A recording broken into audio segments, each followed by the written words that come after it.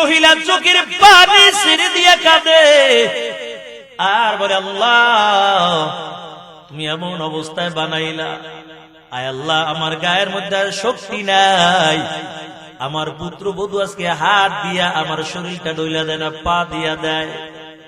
এমন করে করে কান্না করে মালিকের কাছে বিচার দিয়েছে।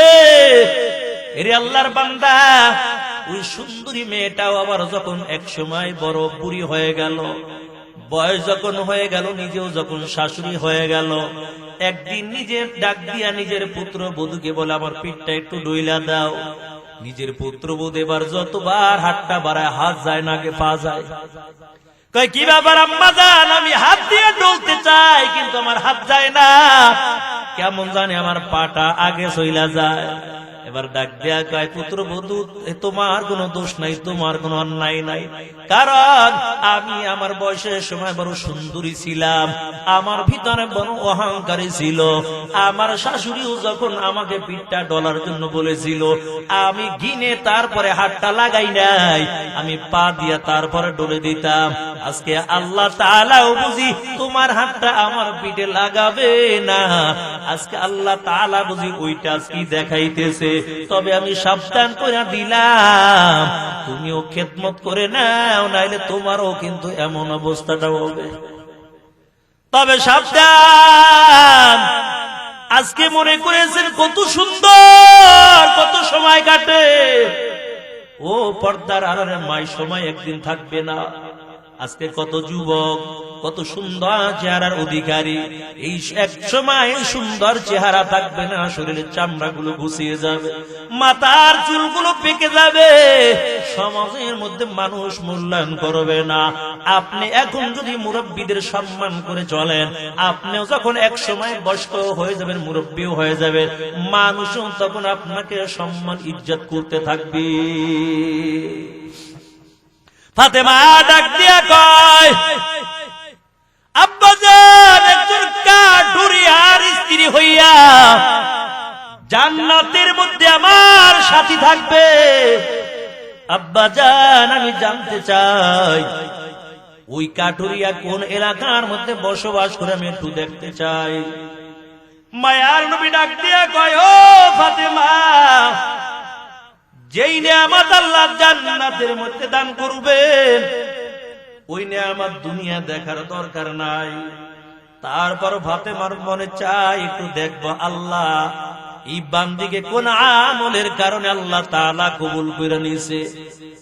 আল্লাহর নবী বলে, ফাতেমা যদি দেখতে চাও, সকালবেলা চইলা যাও অমুক এলাকার মধ্যে, জঙ্গলার পাশে ছোট্ট একটা ঘর, যদিও টাকা নাই পয়সা নাই, কিন্তু আল্লাহ রহমত দিয়া পুরা ঘরটা আল্লাহ ভরপুর করে রাখছি। ফাতেমা সকাল বেলা চলে গেল, ওই কাঠুরিয়ার বাড়ি ঘরের দরজার সামনে দাঁড়াইয়া সালাম দিল। ঘরের মধ্যে কইতে সালামের জবাব, ঘরের ভিতর থেকে আওয়াজ দেয়, কে তুমি আসছো? ফাতেমা ডাক দিয়া কয়, আমি বিশ্ব নবীর কলিজার টুকরা ফাতেমা আসছি। কয়, কেন তুমি আমার বাড়ি আসছো? বলে, তোমার সঙ্গে একটু দেখা করব। কাঠুরিয়ার বিবি ডাক দিয়া কয়, ফাতেমা তুমি আমার বাড়ি আসছো, তবে আমার জীবনটা বড় ধন্য, তবে ফাতেমা তুমি আমাকে মাফ করে দাও, কারণ আমি তোমার সঙ্গে দেখা করতে পারবো না। ফাতেমা আওয়াজ দিয়া বলে, কেন তুমি আমার সঙ্গে দেখা দিবা না?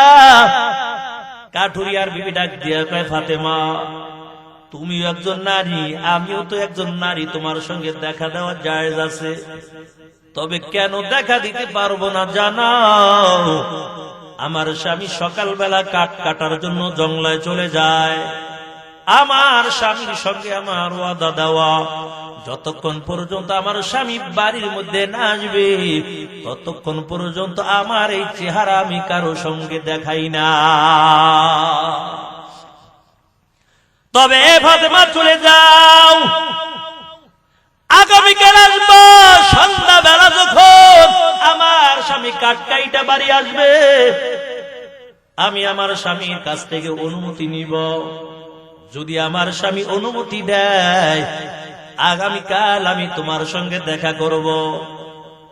ফাতেমা বাড়ি চলে যায়। পরের দিন আবার যখন কাঠুরিয়ার বাড়ি রওনা হয়, হাসান হুসাইন ডাক দিয়ে, আম্মা জান, গতকালকে একা একা বেড়াইতে গেছো, আমাদের নেও নাই, আজকে তুমি কোথায় বেড়াইতে যাও?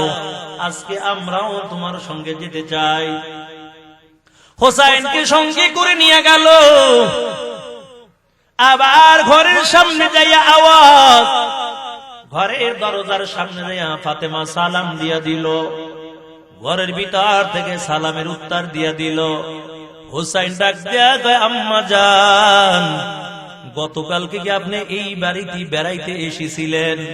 ফাতেমা ডাক দিয়া বলে, হ্যাঁ, আমি গতকালকে এই বাড়িতে এসেছিলাম। ঘরের মধ্যে আওয়াজ, ও ফাতেমা, কাকে সঙ্গে করে আনছো?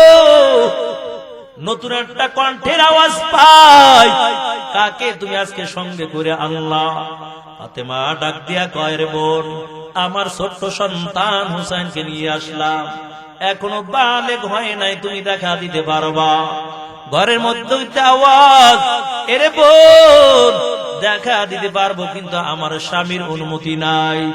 যদি দেখা করতে চাও আগামীকাল একটু আসবা, আগামীকাল আমি তোমার সঙ্গে দেখা করব। ও ফাতেমা, তোমার সন্তান হুসাইনকে আনবা, আমার স্বামীর কাছে আমি বলি নাই, তবে আগামীকাল আর আসবা, আমার স্বামীর কাছ থেকে আমি অনুমতি নিব।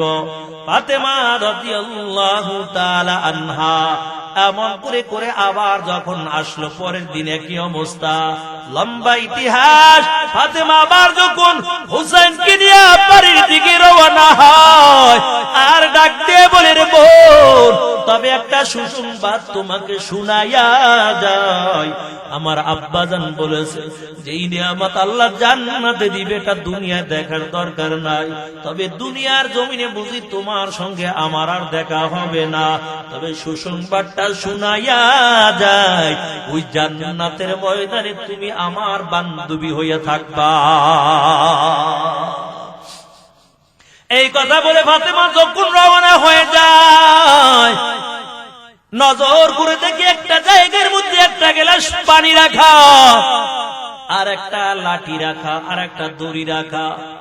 ফাতেমা ডাক দেয়া কয়, রে বোন, এমন কি আমল করেছো আমি জানি না, তবে এক জায়গার মধ্যে কেন লাঠি রাখলা, কেন একটা গ্লাস পানি রাখলা, কেন একটা দড়ি রাখলা? এই তিনটা জিনিস একই জায়গার মধ্যে তুমি কেন রেখেছো বলো? এরে বোন, একটু বলে দাও। ঘরের মধ্যে হইতে আওয়াজ দিয়া বলে, বোন ফাতেমা, আমার গোপন আমলের কথা আমি কাউকে জানাই না। ফাতেমা ডাক দিয়া বলে, বোন, একটু বলো, আমি একটু জানতে চাই, এই তিনটা জিনিস এক জায়গার মধ্যে কেন রাখছো? ঘরের মধ্যে হইতে আওয়াজ দিয়ে বলে, বোন, তুমি আজকে আমাকে বলতে বাধ্য করেছো, তিনটা জিনিস আমি এক জায়গার মধ্যে কেন রাখলাম? এই পানি গ্লাস এই জন্যই আমি রাখলাম, সন্ধ্যাবেলা আমার স্বামী কাঠ কাইটা যখন বাড়ির মধ্যে হাজির হয়ে যাবে, আমার স্বামী যদি পানির পিপাসিত অবস্থায় থাকে, সর্বপ্রথম এই পানি গ্লাস আমার স্বামীর জন্য হাদিয়া। আর বর্তমান মহিলারা স্বামী আইলে তো ভাত দেয় না ঠিক মনে, পানি তো দূরের কথা, পানি চাইলে কেন খাইতে পারো, তোমার হাত নাই, আমার কাছে চাও কেন? অথচ না না, মহিলারা স্বামীর মন মেজাজ বুঝা তারপর কথা বলবে, আগে তার মেজাজের অবস্থা দেখবে, তারপর স্বামীর সঙ্গে কথা বলবে। একটা স্বামী যদি শত খারাপ থাকে, ইচ্ছা করলে একজন নারী স্বামীটাকে ভালো করতে পারে, আর যত ভালো থাক, একটা নারীর কারণে অনেক সময় পুরুষটা খারাপ হয়ে যায়। দেখেন না, অনেক পুরুষ আত্মহত্যা করে বিবির যন্ত্রণা।